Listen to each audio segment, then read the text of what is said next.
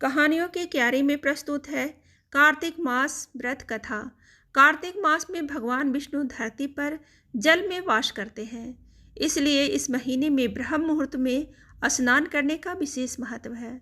कार्तिक मास में भगवान विष्णु और माता लक्ष्मी को प्रसन्न करने के लिए, उनकी कृपा प्राप्त करने के लिए हमें इस कथा का रोजाना पाठ करना चाहिए या सुनना चाहिए।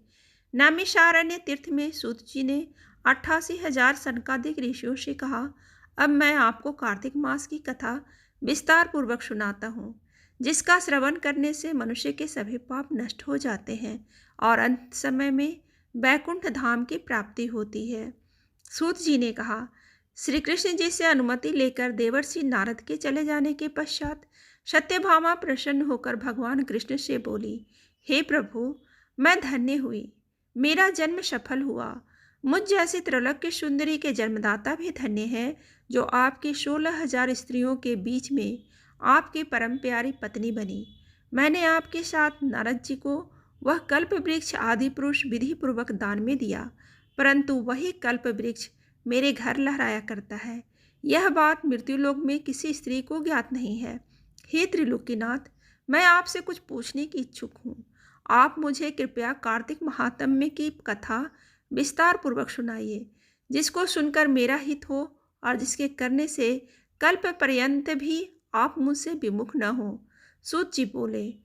सत्यभामा के ऐसे वचन सुनकर श्री कृष्ण ने हंसते हुए सत्यभामा का हाथ पकड़ा और अपने सेवकों को वहीं रुकने के लिए कहकर विलास युक्त अपनी पत्नी को कल्प वृक्ष के नीचे ले गया और हंसकर बोले, हे प्रिय, 16,000 रानियों में से तुम मुझे प्राणों से प्यारी हो। तुम्हारे लिए मैंने इंद्र और देवताओं से विरोध किया था। हे कांते, जो बात तुमने मुझसे पूछी है उसे सुनो। एक दिन तुम्हारी इच्छा पूर्ति के लिए गरुड़ पर सवार होकर इंद्रलोक जाकर कल्पवृक्ष मांगा। इंद्र द्वारा मना किए जाने पर इंद्र और गरुड़ में घोर युद्ध हुआ और गौलोक में भी गरुड़ जी गौओं से युद्ध किया। गरुड़ की चोंच की चोट से उनके कान एवं पूंछ कटकर गिरने लगे, जिससे 3 वस्तुएं उत्पन्न हुई, कान से तंबाकू, पूंछ से गोभी और रक्त से मेहंदी। इन तीनों का प्रयोग करने वाले को मोक्ष नहीं मिलता।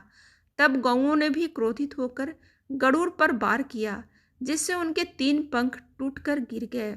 इनके पहले पंख से नीलकंठ, दूसरे से मोर और तीसरे से चकवा चकवी उत्पन्न हुए। हे प्रिय, इन तीनों का दर्शन करने मात्र से ही शुभ फल प्राप्त हो जाता है। यह सुनकर सत्यभामा ने कहा, हे प्रभु, कृपया मुझे मेरे पूर्व जन्म के विषय में बताइए। मैंने पूर्व जन्म में कौन कौन से दान, व्रत व जप किए हैं? मेरा स्वभाव कैसा था?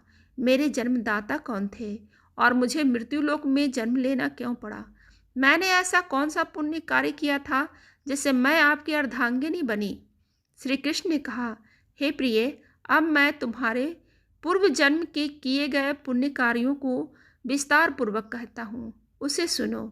पूर्व समय में सतयुग के अंत में मायापुरी में अत्रि गोत्र में वेद वेदांत का ज्ञाता देव शर्मा नामक एक ब्राह्मण निवास करता था। वह प्रतिदिन अतिथियों की सेवा, हवन और सूर्य भगवान का पूजन किया करता था। वह सूर्य के समान तेजस्वी था। वृद्धावस्था में उसे गुणवती नामक कन्या की प्राप्ति हुई। उस पुत्रहीन ब्राह्मण ने अपनी कन्या का विवाह अपने ही चंद्र नामक शिष्य के साथ कर दिया। वह चंद्र को अपने पुत्र के समान मानता था और चंद्र भी उसे पिता के भांति सम्मान देता था। एक दिन वे दोनों कुश व समिधा लेने के लिए जंगल में गए। जब वे हिमालय में भ्रमण कर रहे थे, तब उन्हें एक राक्षस आता हुआ दिखाई दिया। उस राक्षस को देखकर भय के कारण उनके अंग शिथिल हो गए और वे वहां से भागने में भी असमर्थ हो गए। तब उस काल के समान राक्षस ने उन दोनों को मार डाला। चूंकि वे धर्मात्मा थे, इसलिए मेरे पार्षद उन्हें मेरे बैकुंठ धाम में मेरे पास ले आए। उन दोनों द्वारा आजीवन सूर्य भगवान की पूजा किए जाने के कारण मैं उन दोनों पर अति प्रसन्न हुआ। गणेश जी, शिव जी, सूर्य व देवी, इन सब की पूजा करने वाले मनुष्य को स्वर्ग की प्राप्ति होती है। मैं एक होता हुआ भी काल और कर्मों के भेद से 5 प्रकार का होता हूँ।